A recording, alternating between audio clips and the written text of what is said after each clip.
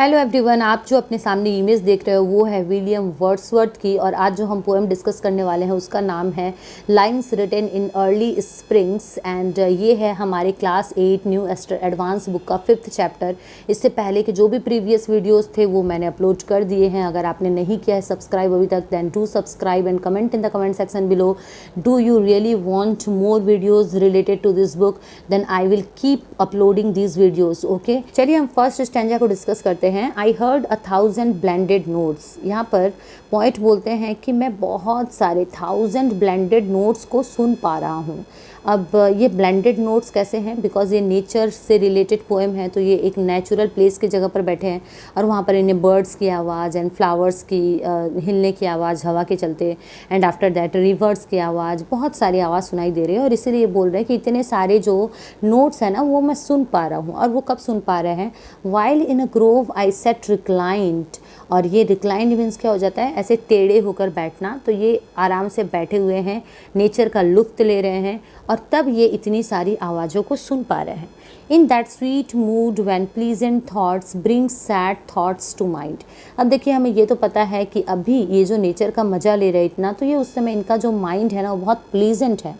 तो इस sweet mood में, बिकॉज वो नेचर को इन्जॉय कर रहे हैं, नेचर को अप्रिसिएट कर रहे हैं, उसी स्वीट थॉट्स के बीच में इनका जो माइंड है ना थोड़े से सैड थॉट्स से भी भर जाता है। क्यों भर जाता है ये भी हमें आगे पता चलेगा। अब चलिए हम सेकंड स्टैंजा की तरफ चलेंगे। To her fair words did nature link the human soul that through me रैन।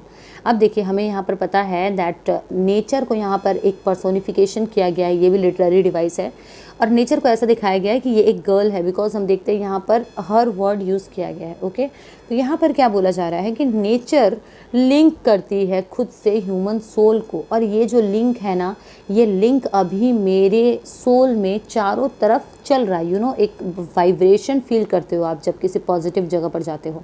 तो यही बोला गया है, to her fair words did nature link the human soul that through me ran and much it grieved my heart to think what man has made of man। अब देखिए, अब एक तरफ तो ये इतने ज़्यादा खुशी में है, लेकिन दूसरी तरफ इनको थोड़ी सी चिंता भी होती है। यू नो, ग्रीव मीन्स क्या होता है? दुख करना।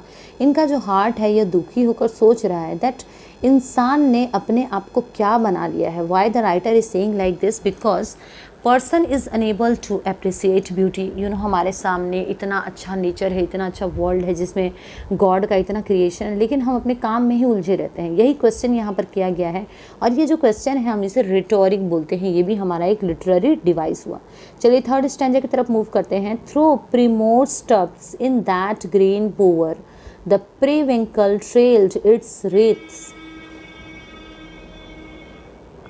देखिए, थ्रो प्रीमोर्स स्टब मीन्स क्या होता है? Bundle, bunch. ओके, फ्लावर्स का जो होता है। And primrose is a type of flower. मैंने आपको इमेज भी साइड में दे दी, आप इस इमेज को देखिए और अपने माइंड में एक इमेजिनेशन क्रिएट करिए।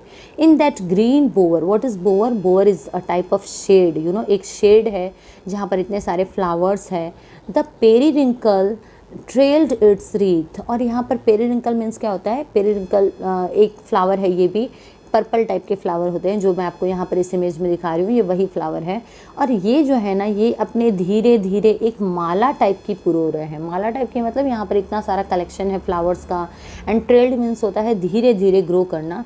तो इन सारे प्रीमोर्स फ्लावर्स के बीच में पेरीविंकल फ्लावर भी जो है ये भी धीरे धीरे ग्रो कर रही है। And it's my faith that every flower enjoys the air it breathes. And देखिए, यहाँ पर पोइट बोलते हैं कि ये मेरा बिलीफ है, ये मेरा फेथ है कि ये जो एक एक फ्लावर है ना, ये भी इतने लाइफ है कि ये यहाँ तक कि एयर को भी इंजॉय कर रहे हैं। जिस एयर से ये लोग सांस ले रहे हैं, ये लोग उसको भी इंजॉय कर रहे हैं। और हम दूसरी तरफ, we are the human beings who are really unable to enjoy and appreciate the beauty of the nature. Okay, चलिए हम नेक्स्ट मूव करते हैं। The birds around me hopped and played their thoughts I can not measure. अब देखिए ये क्या बोल रहे हैं? ये बोलते हैं कि बर्ड्स हैं मेरे चारों तरफ, वो क्या कर रहा है, हॉपिंग कर रहा है। हॉपिंग मीन्स क्या होता है, हल्का सा उछलना, जंप करना। यहाँ पर जो बर्ड्स है ना वो इंजॉय कर रही है, वो खेल रही है आपस में। Their thoughts I cannot measure, and the poet is saying that I cannot measure that how much they are happy, I cannot measure the depth of their happiness. उनका thoughts क्या चल रहा है उनके mind में, but the least motion which they made it seemed a thrill of pleasure. लेकिन सबसे ज़्यादा thrilling pleasure उनके लिए क्या है, thrill of pleasure means क्या होता है, जब आप extreme happiness feel करते हो। तो ये जो लिस्ट मोशन जो कर रही है ना, मोशन मीन्स क्या होता है, उनकी जो हलचल है, किन की हलचल है, यहाँ पर देखिए, यहाँ पर हमारा प्रोनाउन आ गया list motion which they made, और ये जो दे आ रहा है ये एक्चुअली आ रहा है बर्ड्स के लिए। तो नाउन के बाद जो प्रोनाउन आया उसे हम बोलेंगे कि ये जो दे है वो बर्ड्स के लिए ही आ रहा है। तो यहाँ पर राइटर बोल रहे हैं दैट इनका जो मोशन है ना वो रियली बहुत ज़्यादा मुझे थ्रिल कर रहा है, बहुत हैप्पीनेस फील कर रहा हूँ मैं। The budding twigs spread out their fan to catch the breezy air. अब यहाँ पर पोएट बोलते हैं कि जो ट्विग्स जो है उसमें जो बडिंग ट्विग्स है, बडिंग मीन्स क्या होता है, जिसमें कली खिलने वाली है, ऐसे तिनके जिनमें अब कली खिलने ही वाली है, वो भी ना ऐसे अपने फैन को, फैन क्या होता है, उनकी जो पंखुड़ी है उनको एयर को कैच करने के लिए वो भी अपनी पंखुड़ी को फैलाते हैं। And I must think do all I can, और राइटर यहाँ पर बोलते हैं कि मुझे लगता है कि मैं भी ऐसा कर सकता हूँ एयर को वेलकम करने के लिए। That there was pleasure there, और मैं ऐसा क्यों कर सकता हूँ, बिकॉज मैं जहाँ पर अभी हूँ वहाँ पर बहुत सारा प्लेजर है। इफ़ ये देखिए पर्सनली मेरे साथ भी होता है कि मैं जब कभी भी अच्छा फील करती हूँ या जब ख़राब फील करती हूँ तो मुझे अच्छा लगता है कि मैं चली जाऊँ और जाकर कहीं नेचुरल प्लेस में टाइम स्पेंड करूँ, चाहे वो रिवर के किनारे हो या गंगा जी के किनारे हो। हमारे वेस्ट बंगाल में बहुत अच्छी गंगा भी है, तो ऐसा मुझे फील होता है कि मुझे एक कनेक्शन फील होता है। आप भी कमेंट करके बताइए कि आपकी बेस्ट हॉबी क्या है जब आप अच्छा फील नहीं करते हो या फिर अच्छा फील करते हो। देखिए लास्ट स्टैंजा है, लास्ट स्टैंजा को हम डिस्कस करते हैं। If this believe from heaven be sent, if such be nature's holy plan. देखिए नेचर्स हॉली प्लान, यहाँ पर जो है ना नेचर को भी पर्सोनिफिकेशन किया गया है। व्हाट इज़ पर्सोनिफिकेशन, जब हम किसी नॉन लिविंग थिंग को ऐसे दिखाए जैसे वो ह्यूमन बीइंग है।